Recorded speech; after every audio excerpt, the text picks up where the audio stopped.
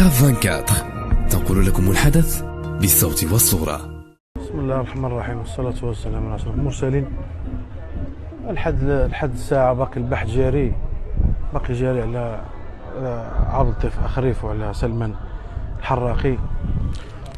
الإخوان إذا كان ممكن المدونين ديال ليباج يوقفوا شويه ديال الإشاعات وديك الشيء. هذه ماشي الساعة ديال الاعتراف بالضحايا، عندهم والدين ديالهم، عندهم عائلات ديالهم، بما فيهم حتى حنا راه محدين العائلات ديالهم. هادشي راه ماشي ملاعبين مشاو ولا ملاعبين جاو فحال ديك الشائعات. هادشي راه باقي ما كاين لا جهد حتى لا والو. الإخوان باقيين مستمرين كيبحثوا عليهم.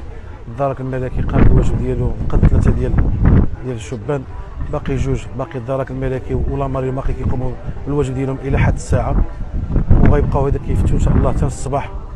حنا بقاونا كنتسناو حتى الصباح الله يكون شي خبر مزيان. دابا لا تعاونونا فيتوما وعاونونا بالدعاء، اهم حاجه تعاونونا بها في هذه الساعه، تعاونونا بالدعاء وتوقفوا لنا هذه الاشاعات. الله يرزقكم بخير، راه الوالدين ديال الناس راهم كيطيحوا لنا يدابوا ساعه بعض الاخبار ديالكم. الله يكبر لكم. انا كنعطيكم هذه التصريحات باش المواطنه ولا الساكنه الطنجاويه والساكنه المغربيه ككل انا تعرف الحقيقه. 2 باقي ما بقيناهمش، باقي البحث جاري، و3 تم الانقاذ ديالهم. وشكرا.